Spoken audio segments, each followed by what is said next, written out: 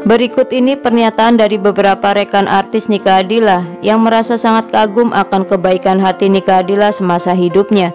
Dan berikut ulasan selengkapnya.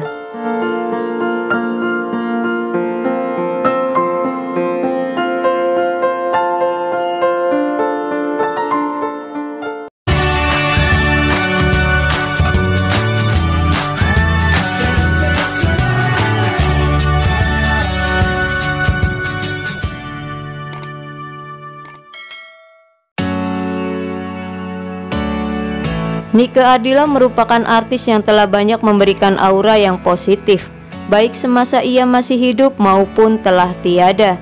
Banyak sahabat, teman sesama artis, penggemar, dan orang-orang yang baru pertama kali melihat Nika Ardila pun kagum dengan kecantikan dan kebaikannya itu.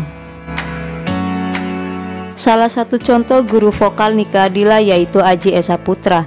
Ketika beliau melihat begitu banyak surat dari para penggemar Nike yang harus ia balas satu persatu, dan isi surat itu bermacam-macam. Ada yang minta uang untuk berobat, untuk hajatan dan lain sebagainya. Nika Ardila pun memberikan uang tersebut bagi yang membutuhkan tanpa berpikir yang macam-macam. Begitupun dengan Didi Petet, juga pernah berkata bahwa ia begitu terkesan ketika melihat bakat Nika Ardila saat Nike datang bersama ibunya untuk meminta peran dalam film Si Kabayan Sabakota. Saat Nike ditanya oleh Didi Petet, "Kamu bisa apa?" Lalu Nike hanya menjawab, "Saya bisa menyanyi." Saat itu pula Didi Petet mencoba memberikan tantangan buat Nike untuk menyanyikan salah satu lagu milik Paramitha Rusady. Saat mendengar suara Nike, Didi Petet pun terkesan. Didi Petet pun berujar, "Wah, anak ini bakalan jadi artis besar nih." Tim film pun harus sedikit merubah alur filmnya supaya Nike bisa ikut berperan dalam film tersebut. Nike pun akhirnya menyanyikan sebuah lagu di film Si Kabayan Sabakota. Tak ketinggalan Melly Goeslaw yang merupakan salah satu sahabat Nika Ardila. Dia pun berujar, pernah saat mau berangkat konser Nike habis tidur siang. Nike langsung berangkat ke tempat konser tapi tidak mandi. Nike hanya cuci muka saja, tapi Nike tetap terlihat cantik. Begitupun dengan Eddie Bogel yang merupakan seorang fotografer majalah Aneka. Dia juga terkesan ketika melihat kecantikan Nika Ardila. Eddie Bogel pun pernah berkata kepada Nike,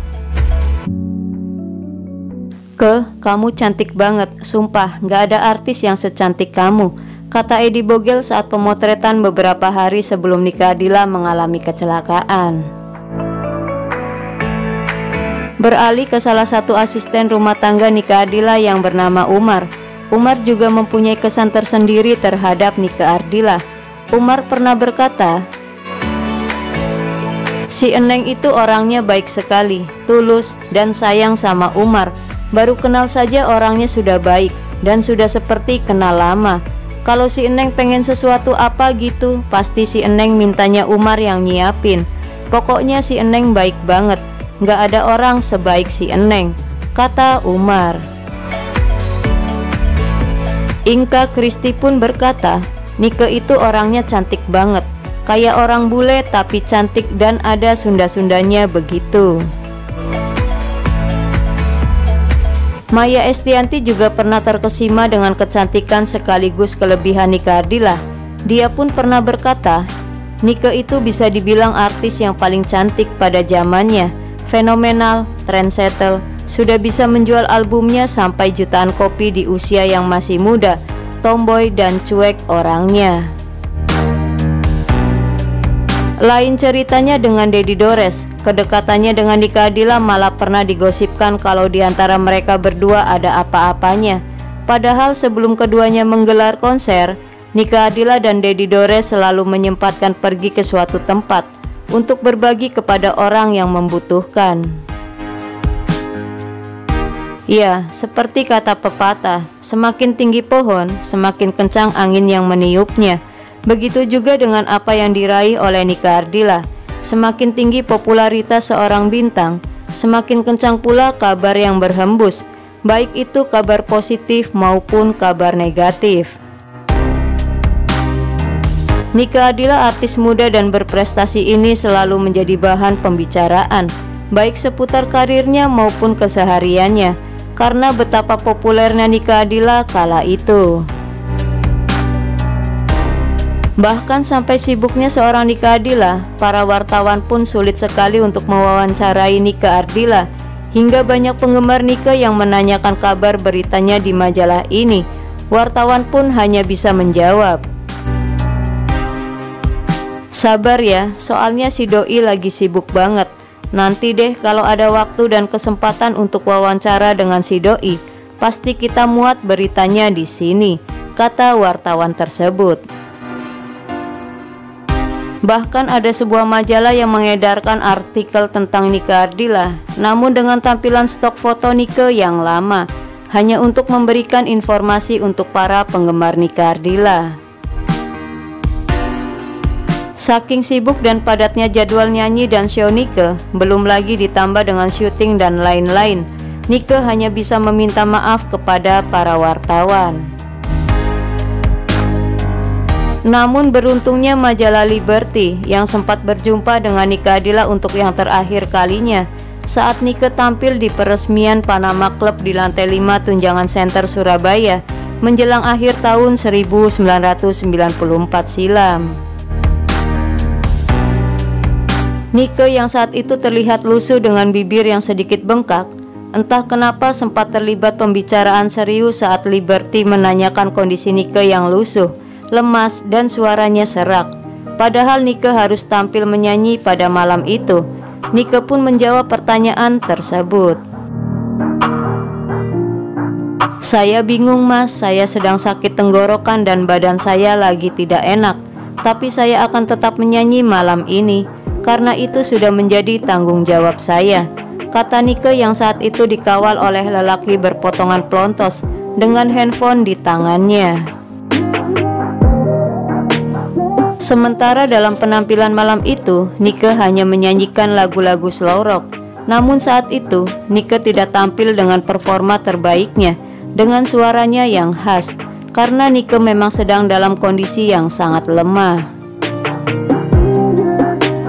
Lagu yang senantiasa didendangkan oleh Nika Ardila memang banyak menggiring orang pada kesadaran akan arti sebuah kehidupan.